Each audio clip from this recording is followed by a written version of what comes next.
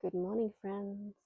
Welcome to day 2 we're at now of this big crazy move that we're making across Australia from Perth to New South Wales, camping along the way. So a big epic, well, it's probably not that epic. It's probably going to take us about 2 weeks camping trip across the country. Today is feeling a lot less chaotic than the last, definitely less chaotic than yesterday, but compared to the last few weeks as well. I did film some video yesterday. I'm still to edit it, but it'll be up by now. The magic of YouTube. And when I reflect back on it, I think I was talking really, really fast. I was just trying to get through the morning. I wanted to update, and we had a shitload of stuff to do. So it felt really just, I don't even know what I said. I haven't even gone back to look at it. But yesterday was pretty crazy. We woke up at 5 a.m. and I probably would have spoken about this all in my previous video, but we're up at 5 a.m. We had to pack all of our camping stuff into and onto the car. Had no idea whether or not it was going to fit. I was playing Tetris in my mind for a few weeks, looking at it all, trying to work out where we were going to put things. In the end, that was Funaru's job to get up on the roof of the car and deal with all of that. And I had to play Tetris on the inside. I wasn't worried about what was going up on the roof of the car. I figured that's going to fit, not a problem. We'll just keep piling it up. He's brought home previously on the top of the car on the roof racks one of those big IBC containers. So I figured we'd be fine with the camping stuff. I was more worried about putting stuff in the back of the car. There's a lot of backpacks and just a whole heap of stuff that we didn't want to send over by the removalists because we wanted to be able to access them pretty much straight away. And we've got a freaking huge suitcase of clothes for me and Calden because, again, I didn't want to be living in camping clothes for, I don't know, a few weeks, even once we arrive. So it was pretty chaotic yesterday, pretty hectic. Got everything on the car, got everything in the car. And then it was time to say goodbye. And, I walked around, I said goodbye to all of my fruit trees. We did one final clean inside the house because there was still a little bit of mess in the kitchen, and we needed to do the floors and just give everything a bit of a once over. And then we said goodbye to our neighbours, and that was really, really sad. Actually, I started crying when I walked in the house to say goodbye to the house, to say thank you to the house.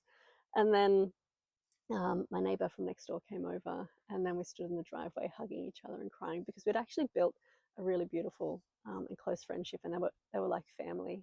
And her partner's family, his parents and sister lived up in the hills, and they would invite us to things, and they were just like second grandparents, and just such a beautiful family. So it was really hard leaving. We had also planned to have breakfast with a friend at 9 o'clock. I didn't think it was going to happen at 9 o'clock, and it didn't. I think we managed to catch up with him at 9:30. By the time we got away from the house, we had planned to leave Perth at 10 o'clock, but by the time we had breakfast, I called in to see a friend, had to get fuel. We had one more thing to do. We had to drop off some batteries to be recycled. We didn't actually hit the highway to leave Perth until 12 o'clock. So, things never go to plan or go to schedule when you're traveling, I guess. Leaving Perth, leaving the city behind, leaving that hustle and bustle once we hit the Albany Highway and branched off from Armidale, things really started to feel a lot more relaxed. We've lived in Perth for the last 5 years, and before that we were in Karratha, but I don't enjoy living in cities. And even though we were away from the city itself, it was still very busy and built up. The suburb that we lived in was really close to a place called Midland, and it didn't feel like we were close to Midland because it was actually really quiet, but everything that we had to do was essentially in a city, and I did not grow up in a city. Funru didn't grow up in a city, and I don't really like the energy of cities. So leaving the city behind was actually really, I could feel a lot of tension leaving my body, and then it was just a matter of sitting back and letting the exhaustion wash over me. I knew Funru would have been tired as well, so I didn't want to go to sleep and just leave him to the driving. Just sat there and looked out the window and really appreciated all of the beautiful scenery that is along the Albany Highway. As you make your way down towards Albany, obviously, and then we branched off to Denmark. But there's lots of farmland, there's lots of open field and plains, and there's lots of hills around, and it has a very different energy to a city. And for me, it felt, and it always has felt, a lot like it's just a feeling of freedom when you're driving through places like that, or living in places like that, or moving through places like that. So it was a really nice transition for us. There's also a lot of beautiful forests that you drive through as well. So we did stop at a place called Bannister along the way, just at a roadhouse there, so we could use the restroom and grab a coffee. And I guess as a family that is now homeschooling and unschooling, there's lots of little opportunities along the way as well to kind of weave in a little bit of learning. Like we went and checked out a wooden bridge. Sounds really boring, really mundane. And we checked out this wooden bridge that cars were driving over, and the differences in construction there, because an old wooden bridge and things have been updated and replaced as well. The dog, I was not really sure how the dog was going to go traveling that distance and then being at camp, but he's doing pretty well. He was really anxious, I could tell, to begin with when we were packing up. I think he thought we were going to leave him behind, but he did really well in the car. He's kind of squished in there on one side with his dog bed. He's got nowhere to go and nowhere to move, so that works out well. And then we got into Denmark probably about just after 5:30 last night. We hadn't booked any accommodation before we left, so I had to book some along the way. A couple of the caravan parks that we were going to stay at, that we wanted to stay at, were full. And even we're actually staying in the Big Four caravan park at Ocean Beach, just a little bit outside of Denmark. It was very close to the ocean. There was only unpowered sites available, so we have a second battery in the back of the car, so that should get us through 1 or 2 nights. We were only going to stay one night here, but because we got in relatively late, I would say like 5 o'clock is kind of late when you're wanting to set up camp, and we only partially set up our camp. Hey, you made it back. These guys have been off for a bit of a wander, but yeah, we only partially set up our camp because we didn't want to do too much, and we were only going to stay here for one night. But we've decided we're going to stay here for 2 nights. We're going to stay here another night, so I've got to head down to reception and book that. But along the way yesterday, driving down, it started to rain on and off. We could see rain in the distance, and then we'd hit the rain, and we probably didn't tarp the top of the roof all that well. So we're worried about things being wet, but it wasn't too bad. And then when we got here, when we were setting up, and then last night, it rained on and off. Our swags are just behind us. They're not actually under the awning. I'm sitting under the awning. So they got rained on last night. And then going to bed last night, it was a little bit surreal. I thought I could hear, because we come from the city, I'm thinking that the sound I can hear in the distance must be some kind of industry or something like that. And then we realized it was the ocean. So we went to sleep listening to the ocean, which was beautiful and amazing. And this morning I was woken up at 5 o'clock. Wasn't I, Calden? I thought I'd have a nice sleep in, but Calden was a bit worried because the dog was no longer in his swag. The dog went to bed with Calden last night in his swag, but he whined and was scratching to get out in the middle of the night. So I let him into our swag because he was looking for me. And then this morning we've woken up. And what have we done this morning? We actually went on a bit of an adventure to check things out while Funru stayed in bed. Okay. Well, it's really clear. We actually went for a bit of a walk across the road, and you've got Wilson's Inlet across the road. And it was, the sun was rising, it was beautiful, and we thought that we'd found a really nice little place to fish, and then we followed a path, and then it opened onto the beach, I guess. And that looks like there's some really good fishing there.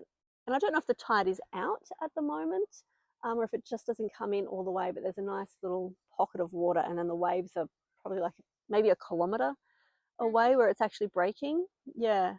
We saw some people fishing, lots of people just taking a morning swim in the inlet because it's really calm, it's really clear. It's really beautiful, isn't it?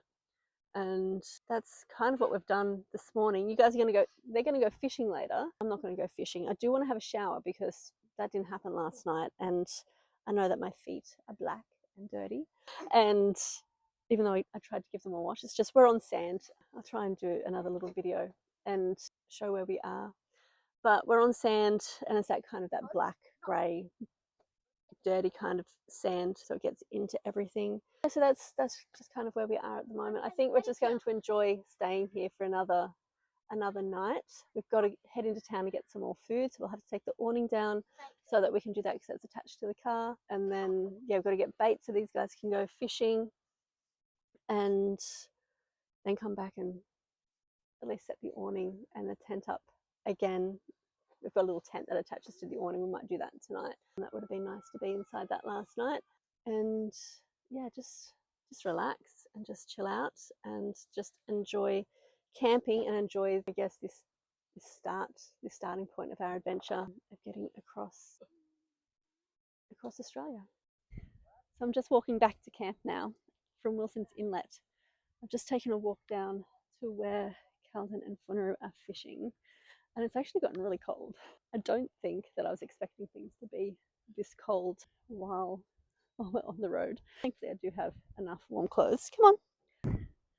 So we've taken a bit of a trip into town today to check out Denmark, and it's really beautiful. It's such a beautiful little town. We went in and had a coffee and grabbed some food. So we've got some dinner for tonight. We had a little bit more rain, so when we went into town, we kind of packed up our campsite just a little bit. We just had to take the awning down so that we could head in. We tried to pack things up so that things wouldn't get wet while we were away in case it rained, because it was looking a little bit cloudy and it did rain a bit, but it's only been sprinkling. So when it has rained yesterday, last night and today, it's been quite light. The day started off really bright and sunny, and I thought that the rain must have passed, but it came back again. And from Denmark, from town, we came back down. So we're actually staying just outside of Denmark at the caravan park in Ocean Beach. It's absolutely beautiful. We took a bit of a drive down Ocean Beach Road, down towards, I'm guessing the beach, down towards the water anyway, down towards the ocean. And we've just taken a bit of a gander down there, and it is absolutely beautiful. So we saw some of the parts that we kind of walked along this morning at Wilson's Inlet, at, I guess, where the ocean comes in to the inlet. This time we were up above. You can kind of see part of the inlet behind me here. Really beautiful. But yeah, we were up above the inlet, and I guess on the cliffs just up above the beach, walked down to Black Hole Rock, I think it was called. I think Funuru wanted to do fishing there, but it was absolutely terrifying. It was wild, and I would not want Calden to do any fishing there. So we just kind of hung out on the rocks there for a little bit at a safe distance. I'm somewhat terrified by the ocean, especially the wild ocean. It just, yeah, it was just a bit too much for me. But it was really beautiful, and I absolutely recommend, if you're down this part of the world, going through Denmark, head down to Ocean Beach, head down and check out this Black Rock Hole. I'm not sure, because it's definitely worth seeing, just because of the insanely wild beauty of it all. I'm just on a cycle path at the moment, so there's people going back and forth everywhere, just following the inlet around. And our caravan park is just over here. It's a big 4 caravan park. I'm trying to walk a blind dog at the same time, and he's a little bit all over the place. So I think Funuru's just met a friend. He's got friends everywhere. Just down where the boys were doing some fishing. I think he's going to invite him back for a coffee. And then we were hoping that today, I wanted to have a shower about an hour ago. Just waiting for the boys to come back so that someone can watch the dog while I go and have a shower. Otherwise, he might have to come in with me. But then we wanted to have an early dinner, slightly pack some things up. Yeah, pack them up to a certain extent so that tomorrow morning, and we'll just use the camp kitchen tonight, so that tomorrow morning we can try and get away early. We're heading to Esperance tomorrow. We've booked a caravan park, summer powered site, for 2 nights there. We're going to call into Bremer Bay along the way. And we've got a couple of friends or clients there, a couple of people that we organised for trekking with Funuru's trekking agency at the end of last year. So we're going to call in and see them. And then, yeah, we want to try and get to Esperance before 5 o'clock, hopefully about 2 or 3 o'clock, so that we can kind of set up and be relaxed about it. So yeah, I guess that's just the plan for the rest of today. I'm really loving, this is wild. probably see those hills behind me. There's actually wind turbines. I don't know if you can see them. Wind turbines up there as well. It's a wind farm. Try and grab the dog. Don't run away. Yeah, really beautiful, really wild, really just, yeah, incredibly beautiful here. I kind of wish that we had a little bit more time. And part of me is wishing that a few years ago, when I was looking to find somewhere to move to again from Newcastle, when we were staying in Newcastle for a little bit, that we would have come here and lived here, because this was definitely on the list for me. But anyway, wasn't to be. That's probably never going to happen again, and that's okay. So yeah, that's our plan for the rest of today and tomorrow, and then we'll hit the road again tomorrow and make our way down to Esperance.